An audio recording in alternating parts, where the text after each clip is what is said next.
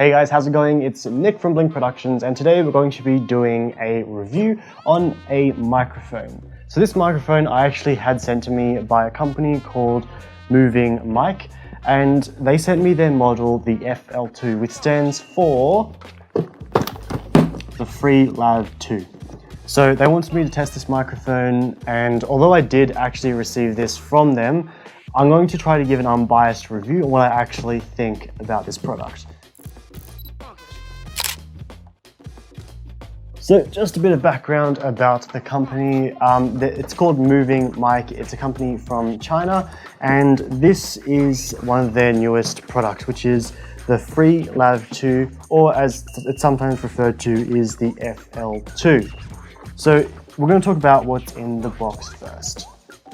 The whole kit comes in a hard case, which is helpful when you're going to places to shoot to make sure you don't damage the items. What you get in the box is 2 transmitters and 1 receiver, plus 2 Lavia microphones and 2 AUX cables.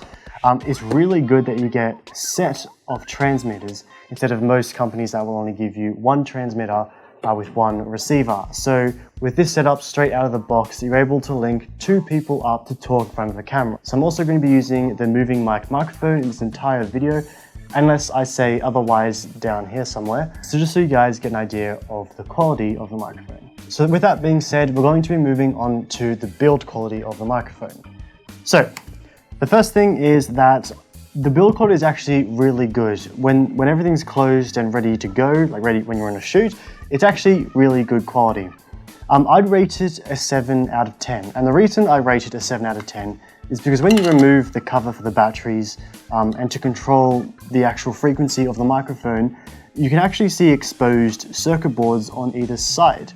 This isn't really a problem, but it might affect the water resistance of it. Not that it actually markets itself as being water resistant whatsoever, but I just feel that that's probably not a good thing to have exposed circuit boards.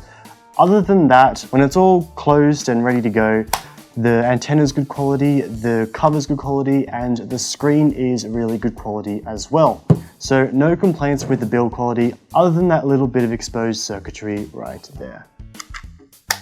So setting up these things was a bit of a challenge. I have heard that they're not exactly beginner friendly, so it did take me a few days of sort of talking with the marketing director to get these up and running, and the instructions that it comes with wasn't that helpful in telling you what to do and how to set it up. But it is a new company, so I assume they're going to come out with some sort of way to help with that in the future. It's got a lot of qualities that I really like. So it's got a line-in input for if you want to put music into it while you're recording. It's got a headphone jack on the actual receiver, so it's definitely an interesting buy.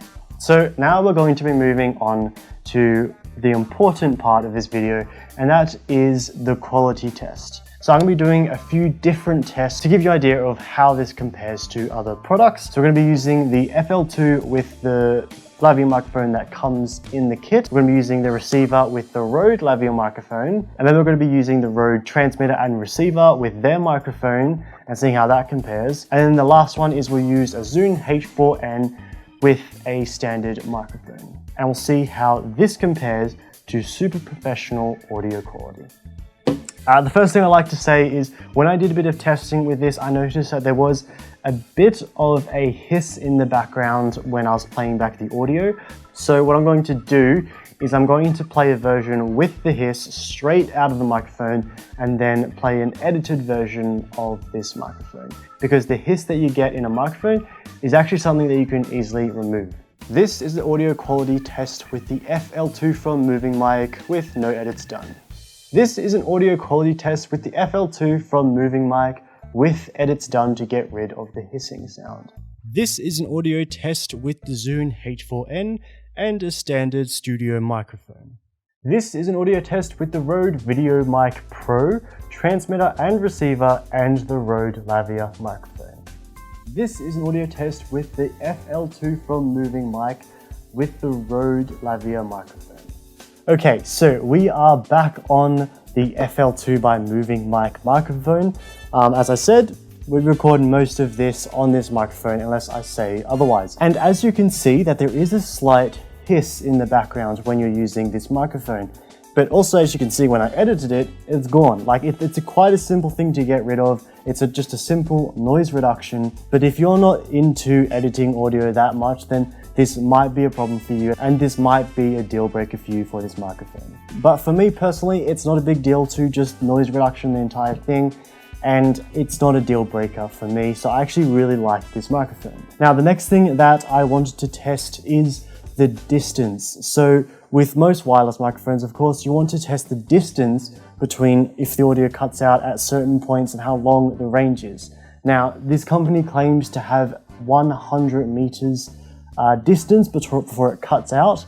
So I want to test that and see how far it'll actually go before it starts chopping and before the audio starts cutting. So we're going to jump outside. I'm going to just walk away from the camera, keep talking, and just measure up and see how far it is. Okay, so we're on a random stretch of road, and I'm just going to literally just walk down it, keep talking, and then you guys will actually be able to tell when it cuts out. And then you'll be able to tell the distance from that. My guess is that it'll actually go pretty far, and no matter how far it goes, it'll be further than you'll want to use it anyway, but we'll give it a test anyway. We're outside as well, and I've got a little muffler thing on the microphone, so there's a little bit of wind. So you can also see how it gets rid of the wind or how it treats the wind as well, so when you're filming outdoors or whatever. So let's go. This is a test with the Moving Mic FL2 distance test, seeing how far it can go before it actually cuts out. So as you can see, I'm quite distant away from the camera, about 20 meters, and I'm not sure if it's cut out or not, and there's a bit of wind coming through right now.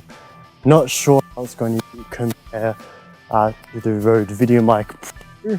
As I said, I'm assuming that I'm not really sure what 100 meters will look like, to be honest.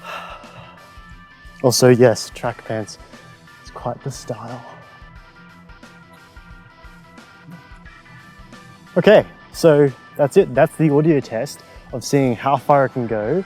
As I said, it's 35mm. So what you see through the camera should be quite similar to what you assume it should be just looking through your eyes, because it's 35mm. It's quite similar to what you see through your eyes. But yeah, let's see how it goes. So interestingly enough, it actually seemed that it did cope for quite a long distance. But then towards the end, it started to cut in and out, which is actually something a bit strange. And it sounded like it might have been the pace that I was walking, so maybe that had something to do with it. But either way, it got actually to a distance which I wouldn't even use if I was using this on a set for anything. So overall, I'd say that the range is good. I'd say it's definitely way over 80 meters. So yeah, let's head back to the room and we'll talk about it a bit more. So that's my thoughts on the Moving Mic FL2. There's gonna be some more microphones that I'm gonna be going over from this brand, just because they sent me a few. I want to give you guys a look at this brand because they're actually quite good microphones. So with that being said, that's everything for today. Thanks for watching, and I'll see you guys next time.